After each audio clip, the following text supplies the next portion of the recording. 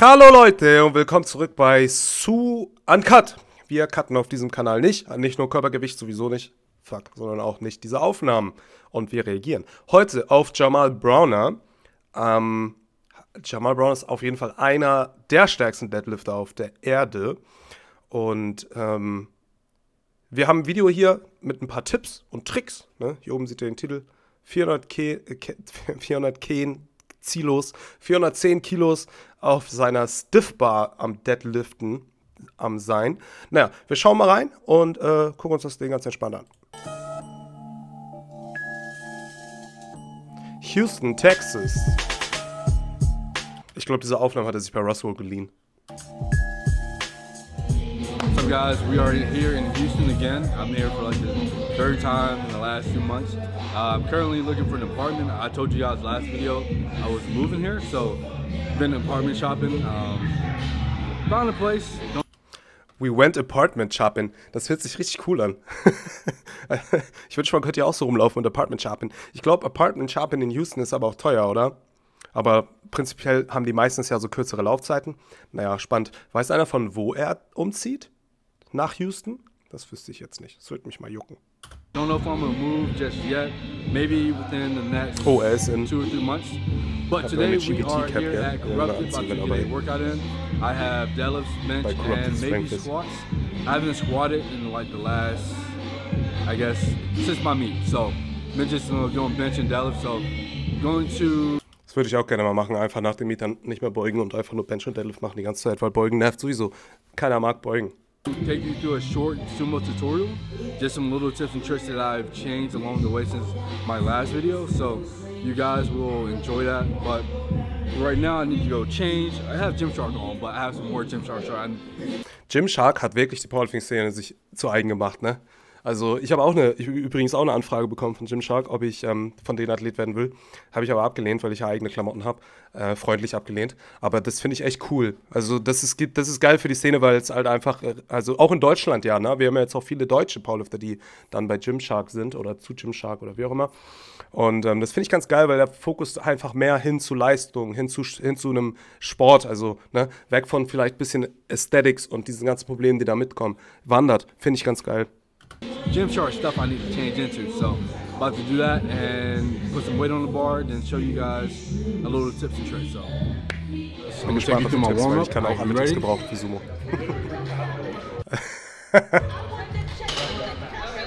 I'm about to show you my warm-up. That was some warm-up. Sympathisch. So, I'm gonna go with my technique. My technique isn't the best technique, but it's what I use and what I Einfach so, meine Technik ist nicht die beste Technik, aber ich habe den besten Deadlift. Ich finde auch richtig gut, vielleicht hat es einer oder andere gesehen auf Instagram letztens, hat er gepostet, dass er meinte, dass er mehr Gewicht braucht, um damit er in eine bessere Position kommt. Also einfach mehr Gewicht nehmen, damit er in eine bessere Position kommt. Und viele wissen es vielleicht nicht, aber ich werde ja auch gecoacht von demselben Coach, den auch Jamal hat, also von Sanjeev. Und es ist halt richtig lustig, weil ich mit Sanjeev drüber geredet habe, weil ich auch zu ihm meinte, ich glaube, ich muss einfach mal 400 Kilo aufladen, einfach mal dran ziehen. Vielleicht habe ich da auch noch eine gute Technik. Er hat sich richtig weggeladen und meinte so, ey, als Jamal, warte mal, ich spiele euch mal ich darf es nicht cutten, ne? Ich spiele euch mal die Sprachnachricht vor von meinem Coach. Die ist einfach genial, Mann. Scheiße, lad schneller. Oh. Fuck. Jetzt habe ich eine Sprachnachricht aufgenommen für meinen Coach. Fucking laugh, dog. Like, when that man told me this, I really fucking laughed, dog. Like, it was really funny. So. When that man told me this, I really fucking laughed, though. One love, Sanjeev. Yeah, I guess develop over the years. Stance width. For me, I like to go edge of the shins on the ring. Well, Mel can zoom in. So if I put my shin perpendicular to the bar, you can see that the edge of the end of my shin is right here on the ring. And that's whether with the stiff bar or with the deadlift bar. So that is my stance width. Foot width and the way my foot are angled is usually like a 45-degree angle. So if I was to draw a line straight from my toes all the way to like behind me, it would perform a right angle. So Proof, dass Jamal so gut deadliften kann, weil er bei der Illuminati ist, Leute. Ich finde das richtig spannend, weil diese Standweite ist ja nicht die weiteste, aber die weiteste Standweite ist eben auch nicht immer das Beste im Sumo. Und das, finde ich, sollten viele lernen, weil viele immer meinen, dann will ich wirklich das Maximum rausnehmen, stehe so weit, weil man muss das schon auch ein bisschen auf sich anpassen, wie man am stärksten ist, ja. Und das zweite ist eben die Fußposition. Er sagt, wenn du seine Füße so stellst, dass sie 45 Grad rausgucken, dann erzeugt das praktisch dann laufen sie halt spitz zu am Ende mit einem rechten Winkel. Und da sehe ich auch echt viele Fehler, weil die Leute die Füße zu weit rausstellen, dann Balanceprobleme bekommen oder halt zu weit reinstellen und dann die Hüfte nicht weit genug öffnen können mehr und an den Knien hängen bleiben. Ganz spannend. Er macht es ja wirklich perfekt, ne? Oh no. You can play around with that, you can go wider, you can go in. Wobei ich verstehen kann, wenn er sagt, er hat nicht, also my technique is not the best Technique, weil natürlich gibt es üble Sumo-Experten, die nochmal eine wesentlich effizientere Technik haben als er. Ne? Und er natürlich auch muskelt viel. Das ist aber für ihn eben die beste Technik, so doof gesagt. Der kann die Technik besser, er kann sich, ne, aber der hat 476 Kilo gehoben, so. Da kann man halt dann nicht davon sprechen, dass er nicht für sich eine effiziente Technik von hat. Wo man aber auch nicht sagen kann, dass die nicht besser werden kann, natürlich, ne? Stance switch, you can move out, you can move in, but I always tell like people what the main point is, what you want to achieve is having perpendicular shins. You can have perpendicular shins like super wide, but your hips might be too low. So you can have perpendicular shins with your feet in, but you might have to bend over more. So you want a happy medium somewhere in between that range where you can get the best of both worlds. So, and for me, the best of both worlds is also man muss ein bisschen für sich rausfinden, was das Beste aus beiden Welten ist. So with grip guys, there's 3 grips that you can use in powerlifting, but one you'll never see. The 2 grips that I suggest you use, either mitts grip or hook grip. The other grip is double overhand grip, but you will not be as strong in a powerlifting meet, like trying to get the most out of, well, most weight on the bar. So either hook grip or mitts grip. I prefer mitts grip. I prefer hook grip because you can get like more equally balanced with the bar, and like everything will be more in line. And over time, when I used to do mitts grip, I used to get helicoptered a lot, and that would throw off like my setup and make it hard for me to lock out weights. And also, so, ich kann nicht stoppen, wenn er davon redet, dass er mit einem Mixed Grip dann helikoptert. Das bedeutet, du ziehst die Stange ja hoch, ne? Und da die eine Seite deiner Hand an deinem Oberschenkel reibt, die andere nicht, kommst du in so ein Drehen rein, in so einen Moment, ja? Das nennt man dann Helikoptern. Oder, ja, wie auch immer. Windmill nennt man auch oft, wie so eine Windmühle. Ich konnte halt einfach gerade meinen Gedanken nirgends woanders hinlenken, als in der Vorstellung, wie er dann so richtig sich so einen Kreis dreht und abhebt. Einfach, ich glaube, ich bin aber auch ein bisschen anders, Leute. Really bad low back pain for me turning with the weight in my hand, and that's like 800 pounds in me turning, and it's like. Also bei so viel Gewicht, man, hätte ich auch, glaube ich, nicht so viel Bock so zu Windmillen oder zu Helikoptern oder wie auch immer oder zu Tornadoen. Wobei Tornadoen. That's really bad. So hook grip is the best grip. I'm not going to do a tutorial on hook grip because there's so many tutorials out there.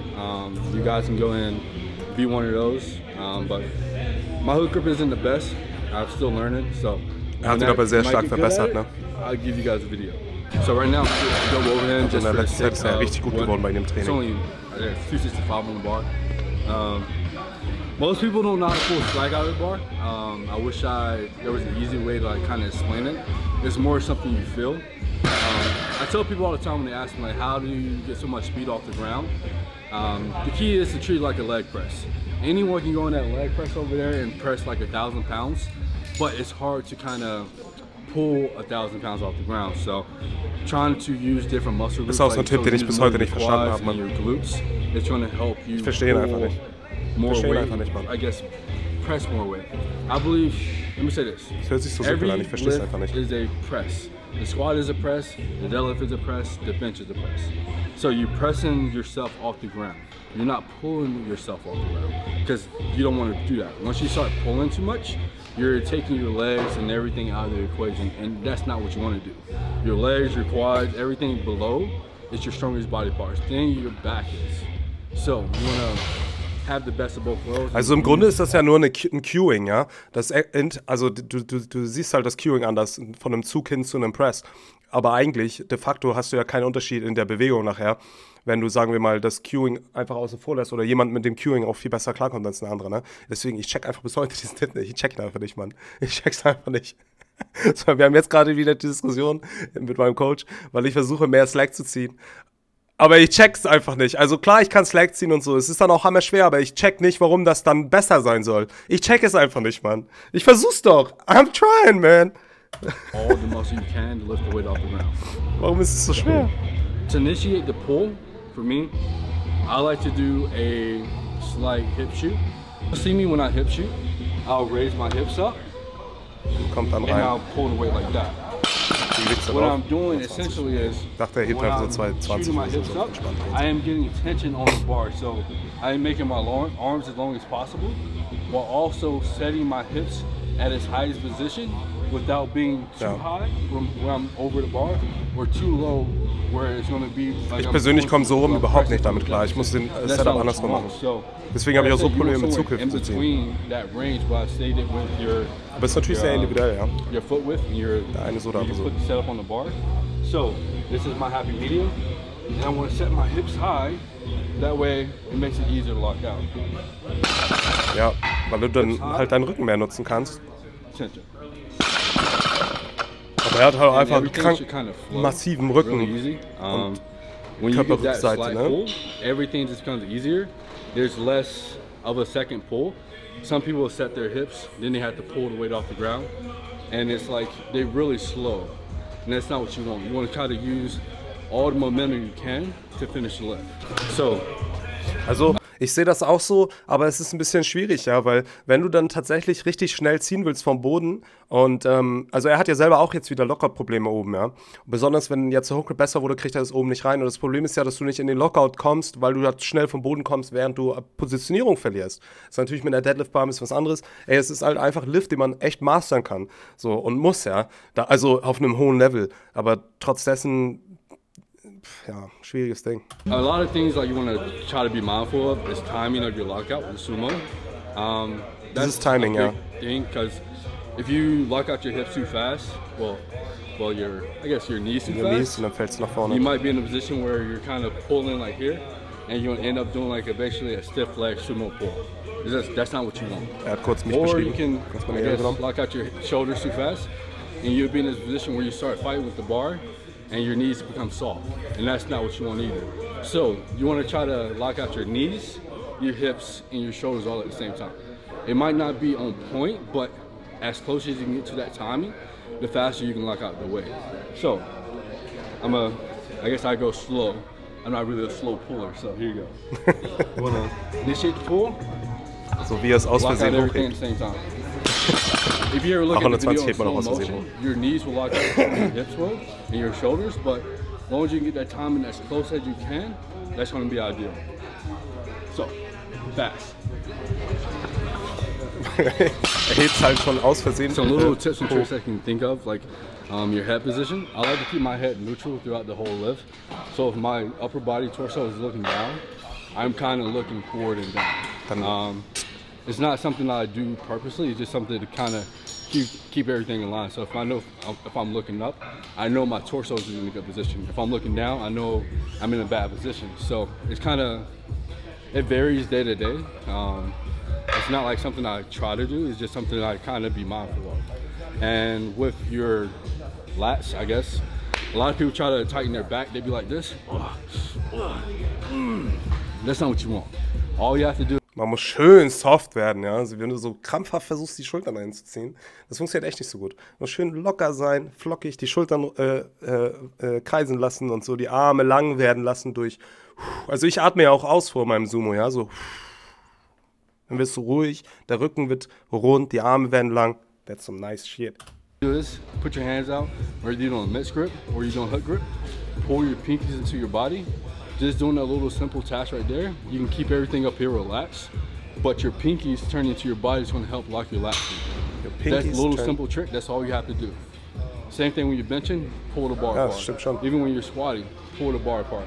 It helps lock in your back and you don't have to also deine kleinen Finger so nach vorne zu kehren, lockt deine Lats richtig rein. Too much. Das ist was ich mit Zughilfen nie richtig mache, weswegen ich mit Zughilfen hasse. Aber mit Hook Grip klappt es richtig gut. Ich will einfach nur noch mit Hook Grip at a 8.5, I think. I'm not sure. It's going to work up to something heavy. Hopefully 900, maybe 880. I don't know yet. We'll see. So we're gonna do a little edit. I have Romel behind the camera. I don't know let's what we're go. gonna say. hyped for the I guess edit. this is my first edit on my channel other than my last video, so hope you guys enjoy. Have fun.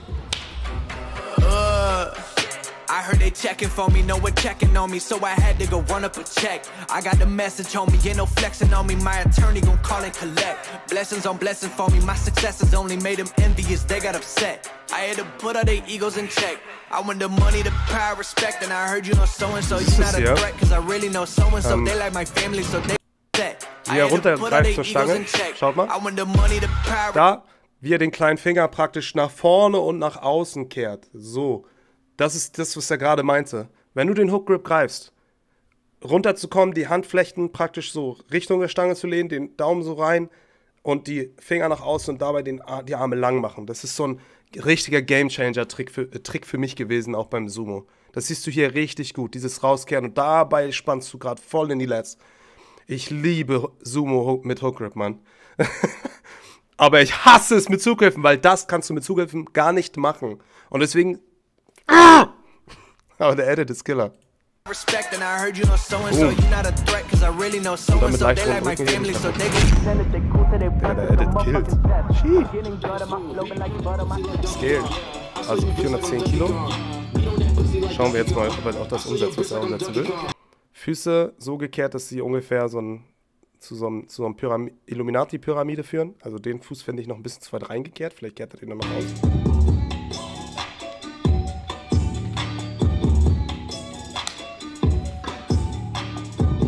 Bleibt dabei. Also der Fuß ist doch weiter rausgekehrt, oder? Da trifft sich, also das ist jetzt aber nicht mehr so richtig rechtwinklig da noch hinten.